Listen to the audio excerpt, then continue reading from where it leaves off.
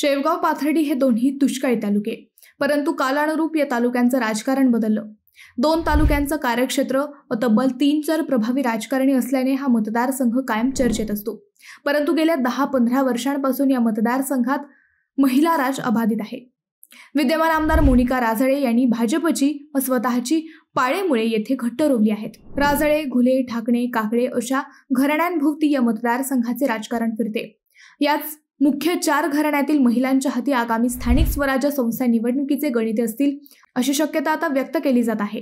नेमकं काय आहे शेवगाव पाथर्डीतील महिला राज, कशी चर्चेत आली नारी शक्ती, याच विषयीचा आमचा हा स्पेशल रिपोर्ट। नमस्कार, मी अद्वैता आणि आपण पाहत आहात अहिल्यानगर लाईव्ह 24, नगरी राजकारणाचं परफेक्ट अनालिसिस।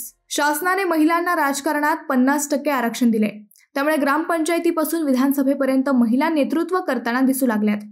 नुकत्याच काढलेल्या आरक्षणात नगरच्या जिल्हा परिषदेचे अध्यक्षपदही अनुसूचित जमातीतील महिलेसाठी राखीव ठेवले गेले। आता पुढच्या आठवड्यात पंचायत समित्यांच्या सभापतीचं आरक्षणही निघेल, त्यातही तब्बल 7 महिलांना सभापती होण्याची संधी मिळेल। सर्वसाधारण गटातील महिलेसाठी 3, इतर मागास प्रवर्गातील महिलेसाठी 2, अनुसूचित जमातीतील 1, अनुसूचित जातीतील 1 व अनुसूचित जमातीतील 1 अशा तब्बल 7 महिलांना सभापती होण्याची संधी मिळणार आहे।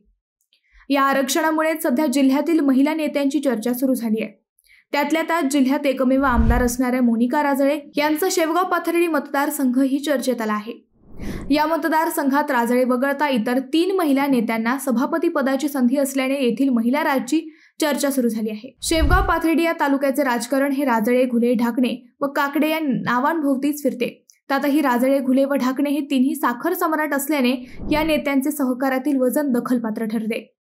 विद्यमान आमदार असलेल्या मोनिका राजळे यांना सासर व माहेर असा दोन्हीकडे राजकीय वारसा लाभलेला आहे। सासरी स्वर्गीय दादा पाटील राजळे, सासरे माजी आमदार आप्पासाहेब राजळे, पती स्वर्गीय राजीव राजळे हे सगळे धुरंधर राजकारणी होते, तर वडील स्वर्गीय अशोकराव डोणगावकर हेही माजी मंत्री होते। जिल्हा परिषदेच्या माध्यमातून त्यांनी राजकारणाचा श्री गणेशा करत जिल्हा परिषद उपाध्यक्षा, जिल्हा सहकारी बँकेच्या संचालिका, वृद्धेश्वर साखर कारखान्याच्या संचालिका अशी पदे भूषवत त्यांनी 3 टर्म आमदारकीही भूषवली। सध्या त्या जिल्ह्यातील एकमेव महिला आमदार आहेत। पक्षातून व पक्षाबाहेरून कितीही विरोध असला तरी मुरब्बी राजकारण करत त्यांनी तालुक्यावर आपला होल्ड कायम ठेवला आहे। राजळे यांच्याप्रमाणेच घुलेंच्या कुटुंबातील राजश्री घुले याही राजकारणात दखलपात्र नेतृत्व ठरत आहेत। लोकनेते स्वर्गीय मारुतीराव घुले, माजी आमदार नरेंद्र घुले, माजी आमदार चंद्रशेखर घुले असा सहकारातील दिग्गज वारसा मिळालेल्या राजश्री घुले या 2.5 वर्षे जिल्हा परिषदेच्या उपाध्यक्षा व 2.5 वर्षे जिल्हा परिषदेच्या अध्यक्षा राहिलेल्या आहेत। गेल्या टर्ममध्येही त्यांच्याच कुटुंबात शेवगाव पंचायत समितीचे सभापतीपद होते। म्हणजे स्थानिक पातळीवरील राजकारणाच्या सगळ्याच नाड्या या घुले कुटुंबाच्या हातात आहेत। यंदाही राजश्री घुले यांच्याकडे जिल्हा परिषद किंवा पंचायत समितीतील मोठी पदे राहतील अशी अपेक्षा व्यक्त केली जात आहे। याशिवाय ढाकणे कुटुंबातील प्रभावती ढाकणे याही जिल्हा परिषद सदस्य म्हणून चांगल्याच चर्चेत राहिले आहेत। माजी केंद्रीय मंत्री बबनराव ढाकणे, केदारेश्वरचे माजी चेअरमन प्रताप ढाकणे यांचा राजकीय वारसा त्या प्रभावीपणे सांभाळताना दिसत आहेत। आगामी जिल्हा परिषद निवडणुकीत प्रभावती ढाकणे यांच्या भावी पदाधिकारी म्हणून पाहिले जात आहे। ढाकणे यांच्याशिवाय माजी जिल्हा परिषद सदस्य हर्षदा काकडे याही यावेळी जिल्हा परिषदेची निवडणूक लढवतील अशी चर्चा सुरू झाली आहे। शेवगाव पाथर्डी तालुक्यातील या 4ही महिलांचा राजकीय आलेख चढता राहिलेला आहे। राजकारण व समाजकारण या दोन्ही क्षेत्रात या महिला दखलपात्र ठरल्या आहेत। भल्या भल्यांना गारद करण्याची क्षमता या महिला नेत्यांमध्ये आहे।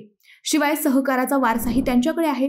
लाडकी बहीण योजनेच्या माध्यमातून राजकारण्यांना महिलांची ताकद समजली असल्याने यावेळी स्थानिक स्वराज्य संस्था निवडणुकीतून महिलांकडे मोठ्या अपेक्षेने पाहिले जात आहे। मित्रांनो, शेवगाव पाथर्डी तालुक्यातील या 4 महिलांपैकी कुणाच्या हातात सत्तेच्या चाव्या राहतील असे तुम्हाला वाटते? तुमचे उत्तर आम्हाला कमेंट करून नक्की कळवा। शिवाय व्हिडिओ आवडला असेल तर चॅनलला सबस्क्राईब करून व्हिडिओला लाईक करायला विसरू नका। पुन्हा भेटू नव्या विषयावर, तोपर्यंत धन्यवाद।